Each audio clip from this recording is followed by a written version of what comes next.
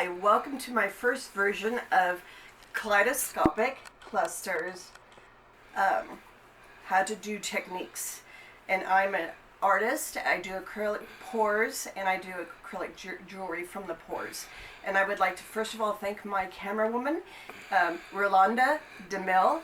She is, of course, of the famous DeMille family. That goes without saying. If she would kindly scan the room, you could see how the word cluster comes into my website, because everything is kind of there. I have a lot of paintings. I have a lot of stuff everywhere. Thank you, Miss DeMille. Okay, well, first of all, I am wearing what we call the latex gloves, which are kind of necessary to help prevent your hands from becoming a total cluster of mess, but they'll be off before I finish painting, and I'll be a mess anyway. And I have this canvas which Miss DeMille got me from the dollar store. Yes, this was $1, but obviously most of my canvases are not dollar canvases. We won't talk about that right now. But anyway, I have paints everywhere, you name it, it's everywhere. So today again we're doing it on a stretch canvas. This is about, I would say, 4x6 or maybe a little larger. Okay, and when you do a dirty cup pour, basically what you're going to do is you're going to take pre-mixed paints and you're going to absolutely, like it says, pour it onto your canvas. So all of my paints have been mixed, and my mixture that I use is the acrylic paint, and I use schoolhouse glue like this. And then I also add a little bit of water. Your consistency that you want is to be like warm honey. So there's your warm honey. And so today we're going to take a plain cup like this. You go through lots of cups, but you can see I can serve, not really, but we're going to say today that I do. And we're going to use this cup. We're going to place it on the canvas, because if it spills, it's okay, because it's just a dirty cup pour. So today I'm going to start off with the primary color that I want to spread. And so I'm going to go today, I think, with this red. This is a scarlet red that's already pre-mixed again. Give it a little shake. And you'll notice when you look on YouTube artists that most of their bottles are clean. This is the one thing in my life that I don't care.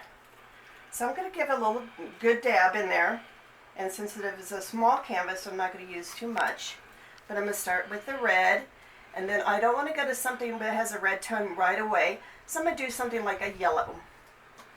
I'm going to pour some yellow in. And with a dirty cup pour, it's better to start your next layer on the side like that. And you're going to start layering it. And today I'm not going to do too many colors because of time. But I'm going to start yellow. We'll do blue. Again, pre-mixed. And there you go. And I'm going to absolutely pour in a little bit of black. But again, if you put black in, it's going to become a dominant color.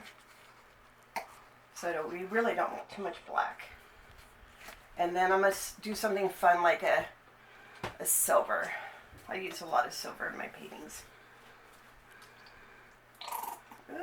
As you can see, I use a lot of silver in my paintings. Okay, so right there I have about 4 colors. And just for the heck of it, I'm going to throw in a little orange. Again, and you don't want it too close to the red, because they'll kind of turn muddy if you get them too close. There you go. So that's my cup.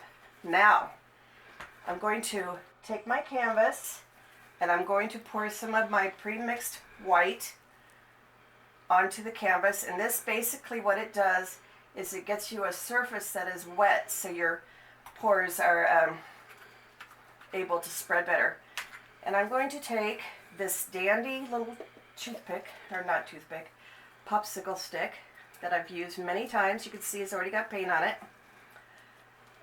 Again, being so conservative that I'm doing this, and I'm going to spread this onto the canvas so it is wet.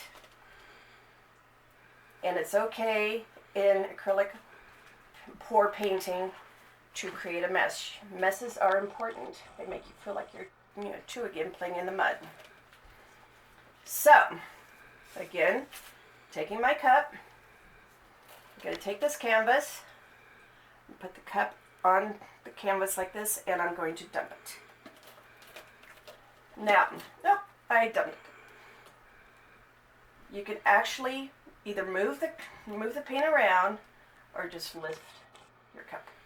Now again, you see that the black took dominance over the painting. And I'm going to swirl it around.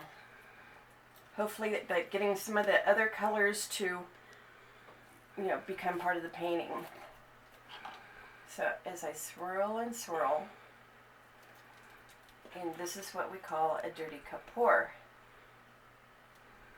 And as you can see, a dirty cup pour is exactly kind of what it means. Is you get quite dirty.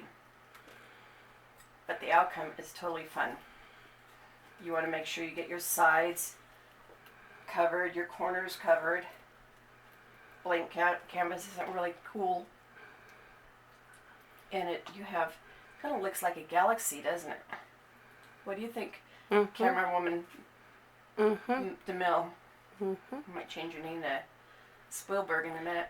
So there you have a galaxy. There you go. So you could either say, oh, I love it. You can do various things with it, but I don't mind it for $1 cup. But I'm going to show you another technique while you're here. I'm going to remove these cups, and on this foil tray, which I got from Amazon, it's a foil baking tray, I covered it with saran wrap. So I'm going to take that saran wrap, and again, I'm going to pour the paint onto this saran wrap. And I'm going to mix some more paints. I'm going to take blue. I like blues. I'm going to just dump it on. Take a little red.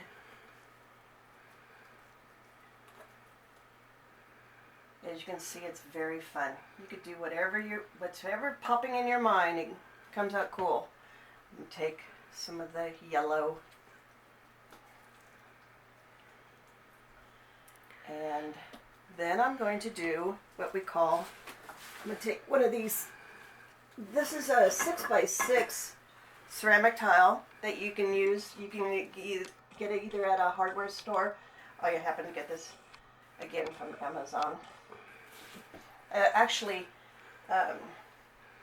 the Humanity place sells these tiles for like a penny each, so that's probably the best resource.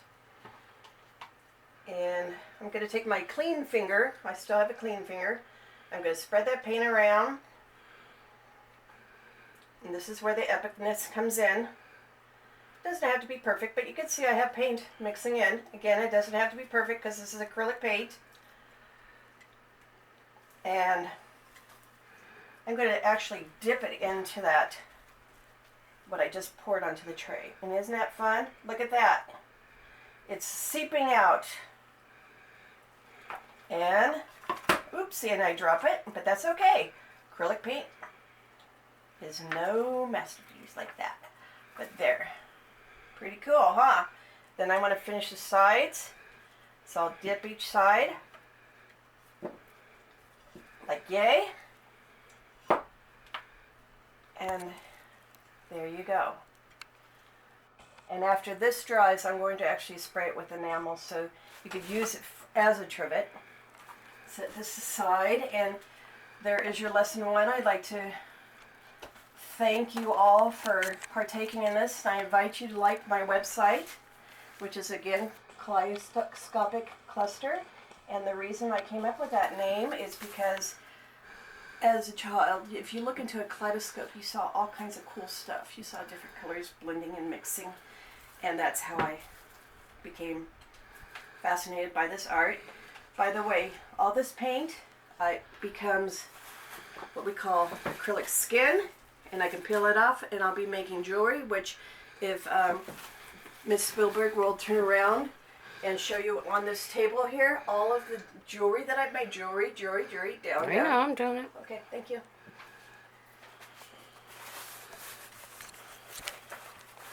That is all made with acrylics, paint skins, or dippings. I have another new technique I've tried.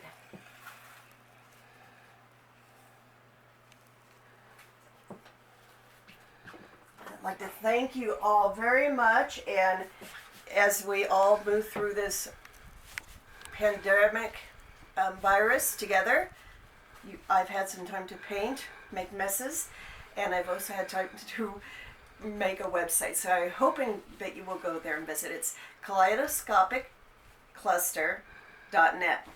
Thank you, and on behalf of myself and Miss Spielberg, we thank you. Oh, Miss Lucas has switched camera people, but that's okay. Thank you very much, and have a great day.